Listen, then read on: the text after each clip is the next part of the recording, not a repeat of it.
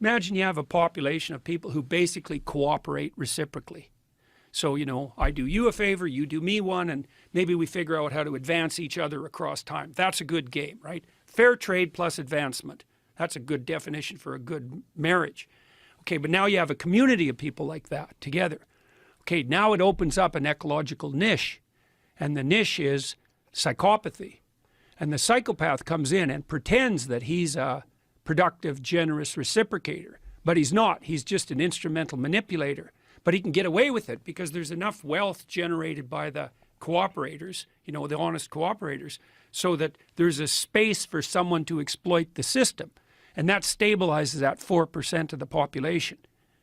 So, you know, across the world, 4% of people are close enough to clinically diagnosable psychopaths. And that's probably better than being, you know, paralyzed by fear and anxiety and just staying in your bed. It's better in terms of reproductive success, let's say, and maybe even success in general.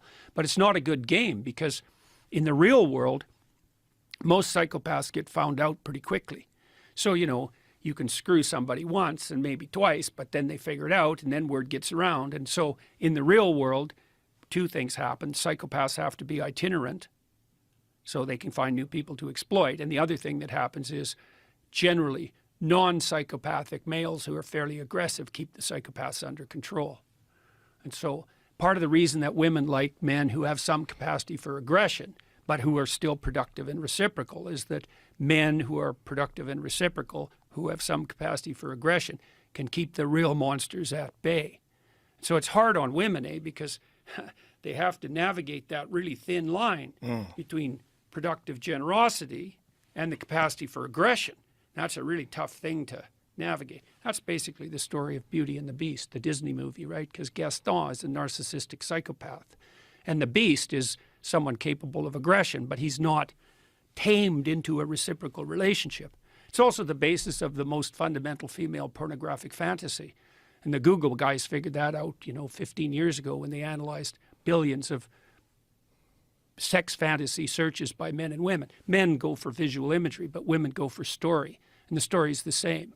It's, innocent young woman with a lot to offer, but kind of hidden, finds some male, 5 categories of men: vampire, werewolf, pirate, surgeon, billionaire. And he's, kind of an aggressive guy, but he's capable of being tamed into an intimate relationship. That's the standard female pornographic fantasy. And it's pretty much the standard fantasy of romance. And so you can see, what women are trying to do in that situation is they're trying to find some guy that's got the capacity for mayhem, but that's under control, but who can integrate that into a productive, generous, reciprocal relationship. And so, well... It's fascinating because the capacity for violence and the capacity for aggression is one of the things that's been actively muted in our male population. Yeah, well, there's a bunch of reasons for that, and some of them turn into positive feedback loops, like there's sort of self-fulfilling prophecies. So there's a lot of women out there who've never had a positive relationship with any male in their life, right? And maybe not only not a positive relationship, but really a series of pretty negative relationships. And so women like that are very leery of any expression of male ability of any sort, because they can't distinguish productive competence from arbitrary power.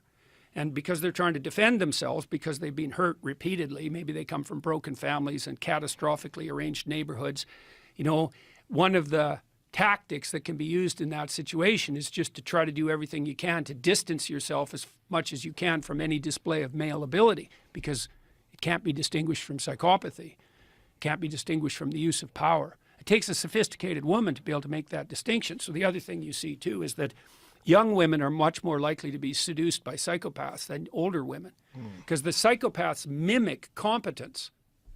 That's what a narcissist does too. They're confident, and women read confidence as a marker of competence, and that's reasonable, but that opens up it opens up a space for exploitation, because if you can mimic confidence, that's false confidence, narcissistic false confidence, then you look competent, and that works particularly well on naive young women. And of course, they get exploited by people like that, and they think, well, that's what men are like. Right. Yeah. And then women like that, you know, they have boys, and then they're afraid of the boys whenever they express anything looking like masculine competence, and they basically emasculate the boys, and then the boys get bitter, and then they mistreat women, and the whole bloody thing just spirals out of control. And so, and that's where we are. That's where we are. What a strange place to be, isn't it? Yeah, that's for sure. Yeah.